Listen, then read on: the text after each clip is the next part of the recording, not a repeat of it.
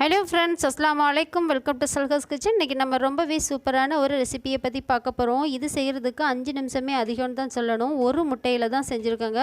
ரொம்பவே சூப்பராக, ரொம்பவே டேஸ்ட்டாக இருக்கும். ஈவினிங் டைமில் வந்து ஸ்வீட் ஏதாவது சாப்பிடணும்னு நினச்சிங்கன்னா ஒரு 5 நிமிஷத்தில் இந்த ஸ்வீட்டை வந்து நீங்கள் செஞ்சிடலாம். ஓகே ஃப்ரெண்ட்ஸ், நம்ம சேனலை ஃபஸ்ட் டைம் பார்க்குறவங்களா இருந்தால் சப்ஸ்கிரைப் பண்ணிக்கோங்க. பக்கத்தில் இருக்க பெல் ஐக்கானையும் கிளிக் பண்ணிக்கோங்க. அப்போ தான் நம்ம போடுற வீடியோ உங்களுக்கு உடனுக்குடன் கிடைக்கும். வாங்க அது எப்படி செய்கிறதுன்னு பார்த்துடலாம்.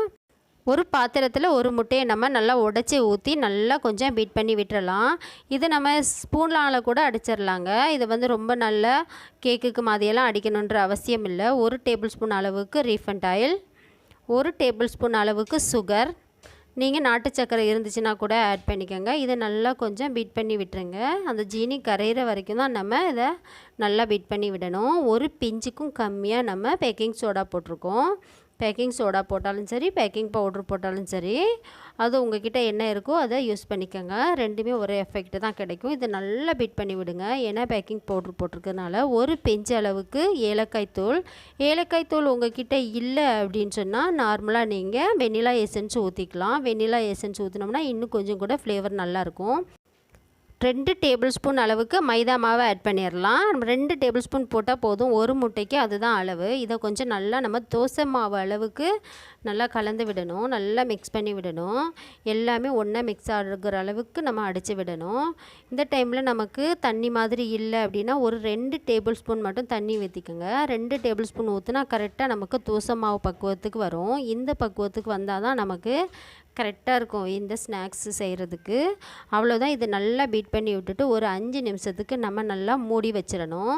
மூடி வச்சா தான் நமக்கு கரெக்டாக செட் ஆகும். பாருங்கள், இந்த பக்குவத்தில் இருந்தால் தான் நமக்கு கரெக்டாக வரும். அவ்வளோதான். இதை வந்து நம்ம மூடி வச்சிடலாம். ஒரு 5 நிமிஷம் மூடி வச்சாலே போதும், சூப்பராக வந்துடும். அவ்வளோதான். ஒரு 5 நிமிஷம் ஆயிடுச்சு. இப்போ வந்து ஒரு அகலமான தவா வச்சுக்கலாம். அகலமான பாத்திரம் வச்சா தான் நமக்கு இது ஊற்றுறதுக்கு கரெக்டாக இருக்கும்.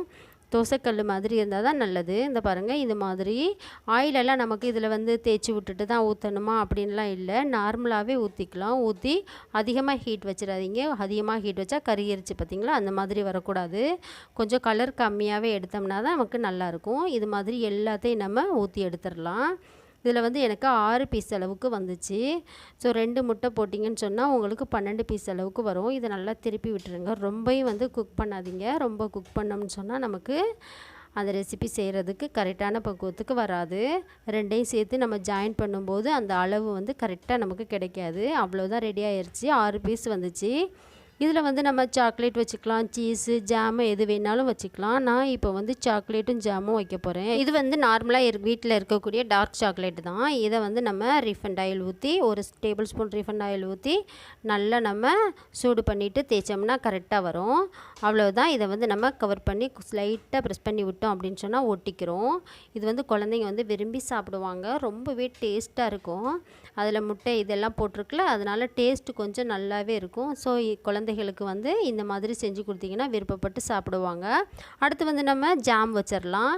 ஜாம் வைக்கிறத விட இதுக்கு சீஸ் எல்லாம் வச்சா இன்னும் ரொம்பவே சூப்பராக இருக்கும். பாருங்கள், ஜாம் வந்து நார்மலாக நம்ம வீட்டில் செஞ்சுருக்க ஜாமு வச்சா தான் நல்லது. இது வந்து நம்ம வீட்டிலையே செஞ்ச ஜாம் தான். பாருங்கள், அவ்வளோதான், சூப்பராக ரெடி ஆயிடுச்சு. இது மாதிரி உங்கள் வீட்டில் உள்ளவங்க குழந்தைகளுக்கு செஞ்சு கொடுங்க. ஒரு 5 நிமிஷமே அதிகம்னு தான் சொல்லணும். 5 நிமிஷத்தில் ரெடி ஆயிடுச்சு. இந்த வீடியோ உங்கள் எல்லாருக்கும் பிடிக்கும்னு நினைக்கிறேன். பிடிச்சிருந்தால் லைக் அண்ட் ஷேர் பண்ணுங்கள். முக்கியமாக நம்ம சல்ஹாஸ் கிச்சன் சேனலை ஃபாலோ பண்ணுங்கள். யூடியூப்பில் சப்ஸ்கிரைப் பண்ணுங்கள். Thank you friends. தேங்க்யூ ஃபார் வாட்சிங். பாய்.